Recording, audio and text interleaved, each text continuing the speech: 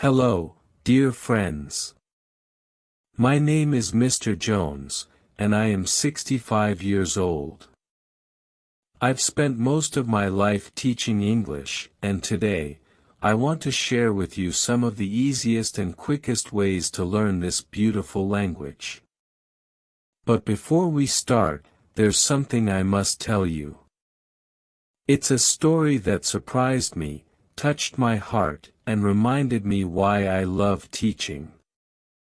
This story begins on my birthday. Yes, my birthday, a day I thought would be like any other.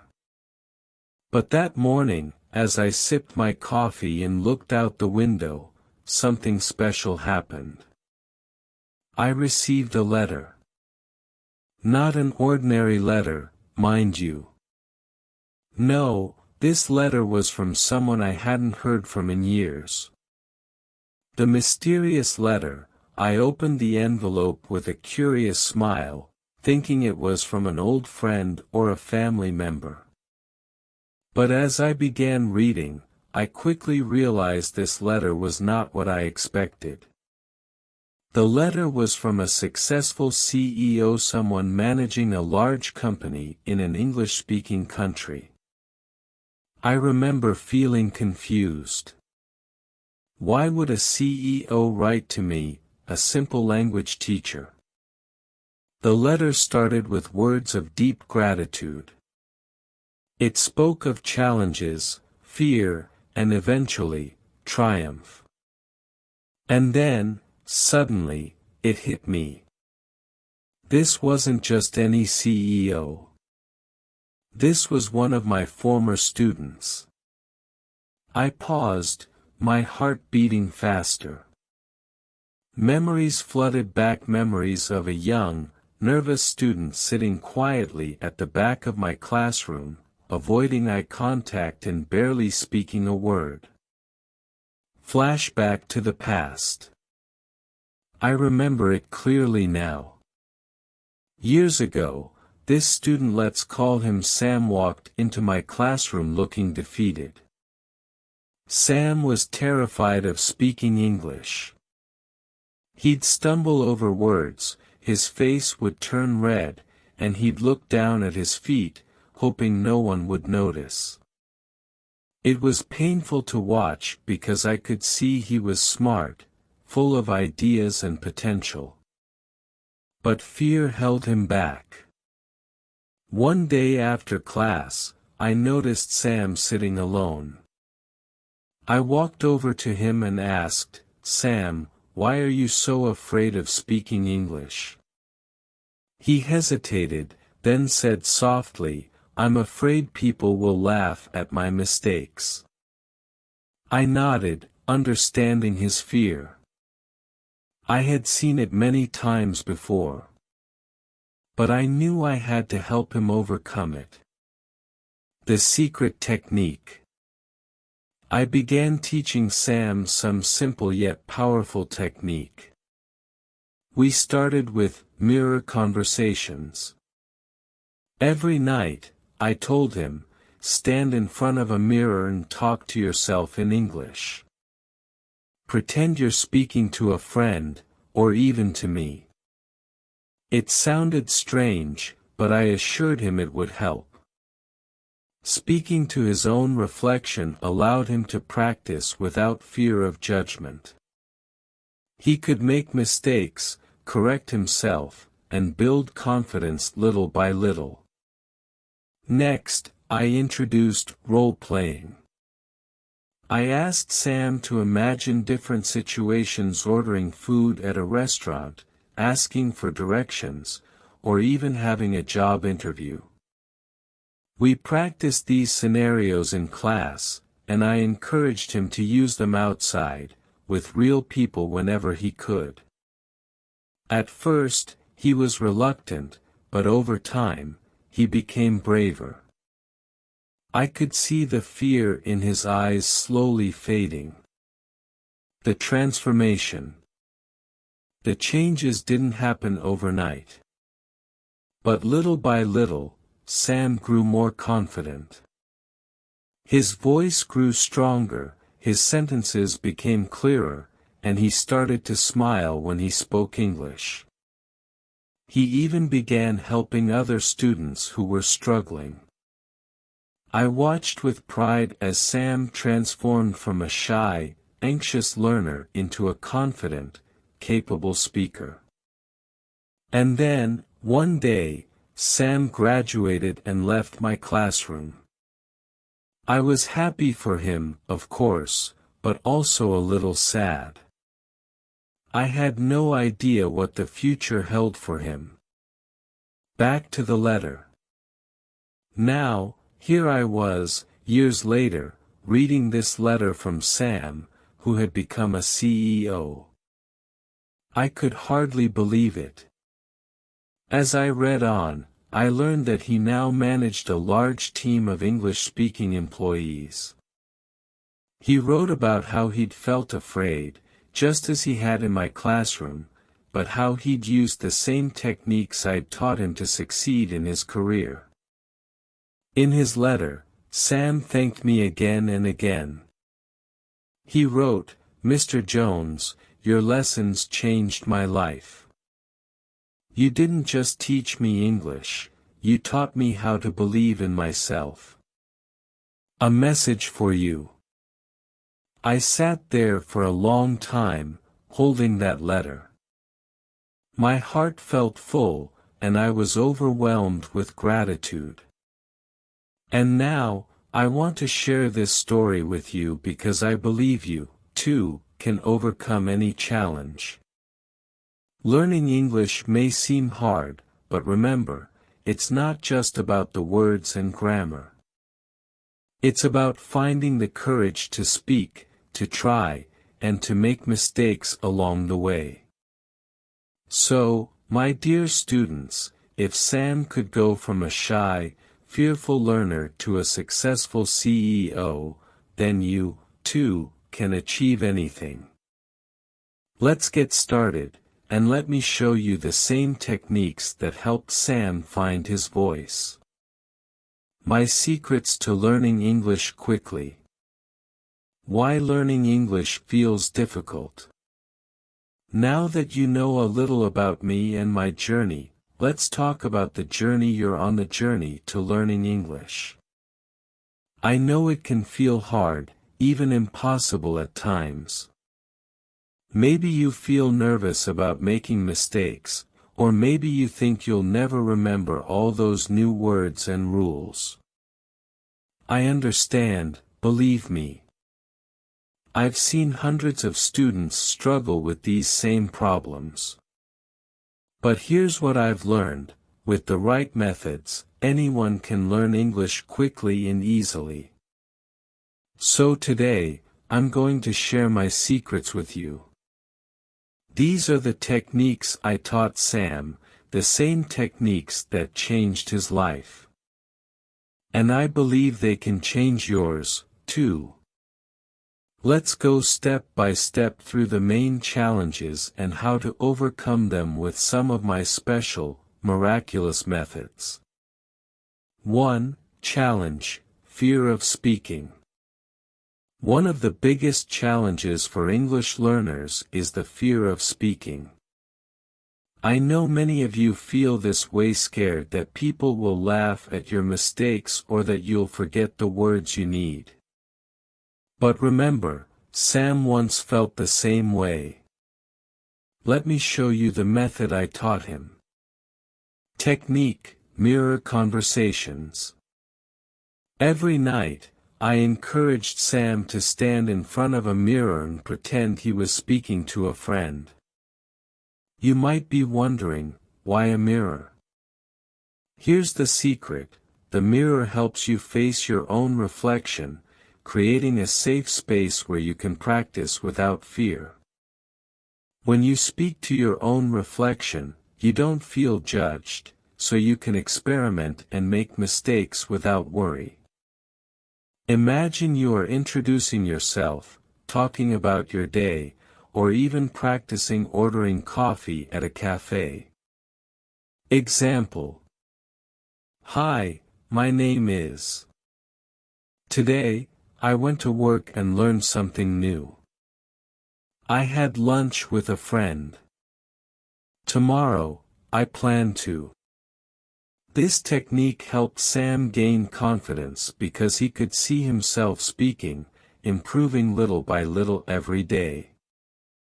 After a few weeks, he felt more comfortable speaking in front of others. So, if you're nervous about speaking, try this. Look into the mirror, smile, and start talking.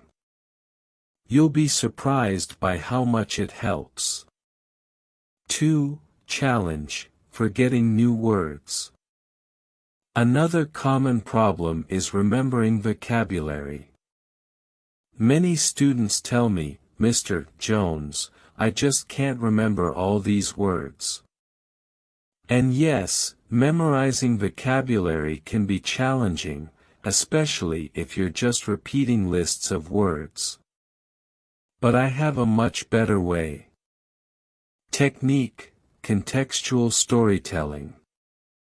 Instead of learning words in isolation, learn them in context. This means creating a little story or scene in your mind for each word. For example, if you're learning the word sunny, imagine a sunny day. Picture yourself outside, feeling the warmth, and maybe enjoying an ice cream. Example, let's say you're learning these words, rainy, happy, and restaurant. Create a scene in your mind. It's a rainy day, but I am happy because I am at a restaurant with my friend. This short story helps you remember not only the individual words, but also how to use them together. When you learn vocabulary like this, the words stay in your memory much longer because they are connected to something meaningful. I used this method with Sam, too, and he found that it was like creating a movie in his mind. It made learning fun and memorable. 3. Challenge, understanding native speakers. Many students tell me that understanding native speakers is difficult. They speak fast, they use slang, and it all feels confusing. I know it is frustrating, but I have a technique for this, too. Technique, chunk listening. Instead of trying to understand every single word, focus on listening to small chunks or groups of words. I taught Sam to listen for phrases, not individual words. For example, when listening to someone say, "How's it going?" Instead of worrying about each word, just think of it as one phrase that means, "How are you?" Example, I used to play short clips for Sam for movies or TV shows, pausing after every phrase to explain what it meant. Try it yourself. Find a short clip in English, listen to a few seconds, and then repeat what you hear. Don't worry about perfect pronunciation at first, focus on getting the rhythm of the language. With practice, Sam started understanding not just individual words but the overall meaning. He became more comfortable listening to English because he stopped stressing over every little word and learned to listen for meaning instead. 4. Challenge, building fluency. Fluency is the ability to speak smoothly without too many pauses or hesitations. Many students feel stuck, like they know the words but can't get them out quickly enough. Here's a secret technique I taught Sam to overcome this. Technique, shadowing. Shadowing is a powerful method where you listen to someone speak in English and then repeat what they say immediately, almost like an echo. This technique helps you get used to the natural speed and flow of English. Example, find a short sentence or two, listen to it, and then try to repeat it as closely as possible. Let's say you hear, "Today is a beautiful day, and I'm excited to go outside." You repeat it right after, trying to match the speed and tone. This method helps Sam speak more naturally and confidently. He practiced shadowing with short sentences every day, and soon, he could speak without overthinking each word. Fluency is all about practice, and shadowing is one of the best ways to practice without feeling pressured. 5. Challenge: staying motivated. Learning English can take time, and it's easy to feel discouraged. Maybe you've had days when you wanted to give up. I understand that. I've seen it in many students, including Sam. But I have one last technique for you, a simple yet powerful way to stay motivated. Technique: small wins. I encouraged Sam to celebrate his small wins every day. Learning a language is like building a wall. Every new word, every practice session is another brick. You don't need to reach perfection overnight, you just need to keep adding bricks. Example: at the end of each day, think of one thing you did well in English. Maybe you remembered a new word, or maybe you spoke to someone in English. Even if it was just for a few seconds, it's a win. Write it down and feel proud of yourself. This technique helped Sam stay positive and motivated. He saw his progress, even on days when he struggled. And step by step, brick by brick, he built his fluency. Conclusion: the journey continues. These techniques mirror conversations, contextual storytelling, chunk listening, shadowing, and celebrating small wins are what I call my English learning secrets. They helped Sam go from a nervous beginner to a confident English speaker, and they can help you, too. Remember, learning a language isn't about being perfect. It's about making progress, one step at a time. So keep practicing, keep believing, and most importantly, don't give up. If Sam could do it, so can you. And I'll be here every step of the way, cheering you on.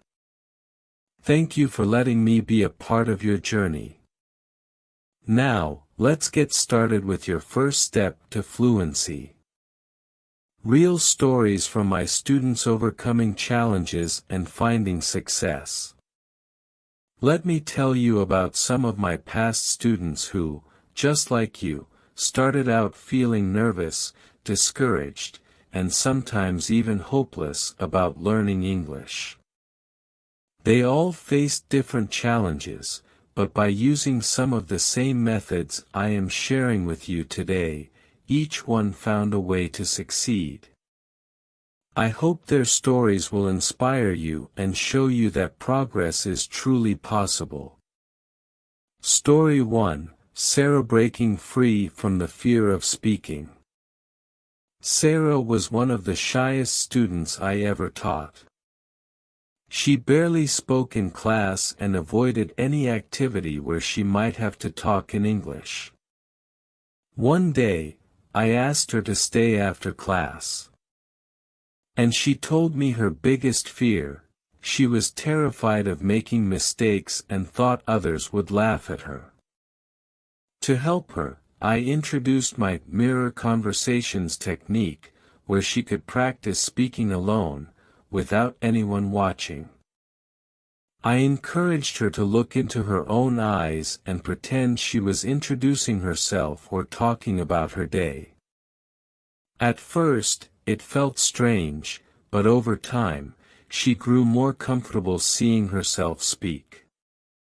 A few weeks later, Sarah raised her hand in class for the first time and spoke a full sentence in English. The smile on her face was unforgettable. Now, Sarah works in customer service, speaking with English-speaking clients every day. She often tells me how that small, simple technique gave her the courage to keep going. Story 2, Reza learning through stories to remember vocabulary. Reza, another one of my students, struggled a lot with vocabulary. He would often say, "Mr. Jones, I can learn words one day, but the next day I forget them all." He was frustrated and felt he'd never have a big enough vocabulary to hold a real conversation. So, I introduced him to the contextual storytelling technique. Instead of memorizing long lists of words, I asked him to create little stories using the new words he learned. One day, we practiced with words like rainy, happy, and restaurant. Reza made up a story about going to a restaurant on a rainy day and feeling happy because he had his favorite meal. Suddenly, the word stuck. After a few months, Reza was creating and telling full stories in English, and he didn't need to keep going back to his notes to remember word. He used this technique throughout his studies and now works as a tour guide, using English every day. Story 3, Fatima gaining confidence to talk to native speakers. Fatima was always worried about understanding native speakers. She told me that every time she tried listening to English speakers, it sounded like they were speaking too fast, and she felt lost. She was scared to even try having a conversation.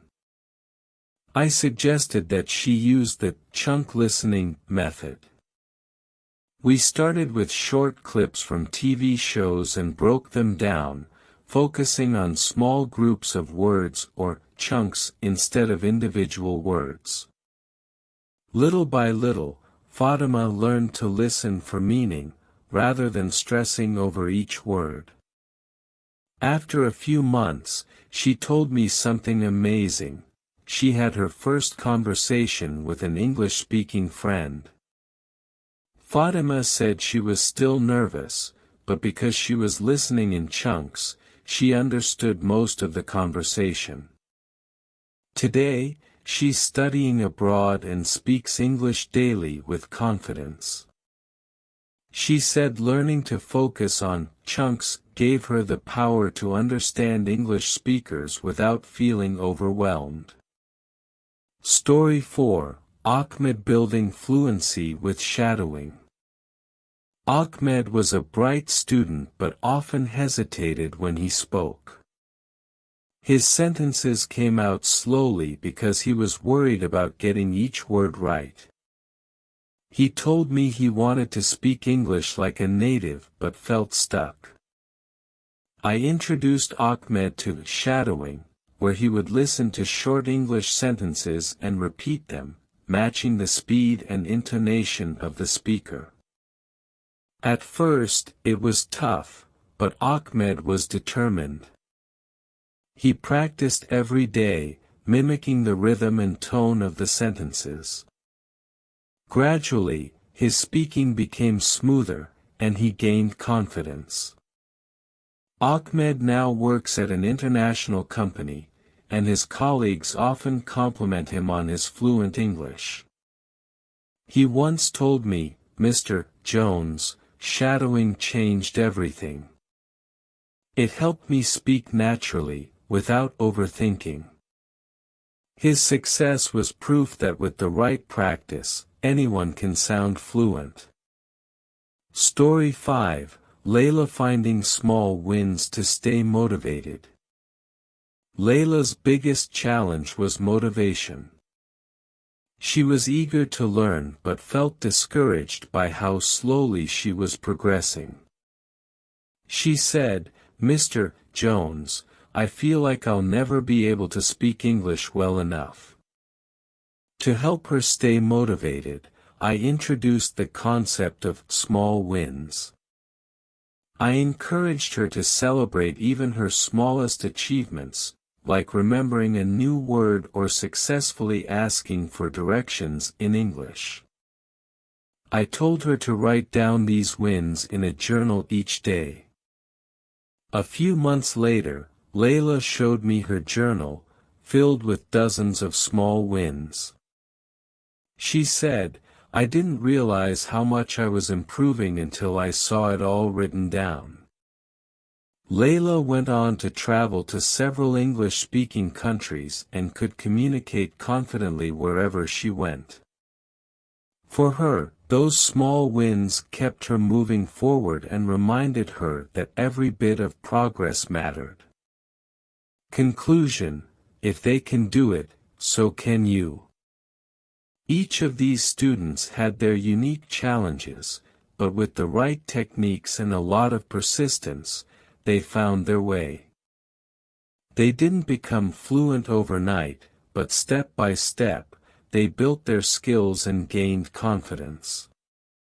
Just like Sarah, Reza, Fatima, Ahmed, and Layla, you can overcome your fears and succeed in learning English. Remember, progress is a journey.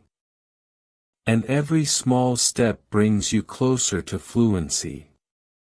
So, take these stories as a reminder that you're not alone. You have your own path to follow, and if you keep practicing and believing in yourself, one day you'll be telling your own success story. I believe in you, and I'm here to support you every step of the way.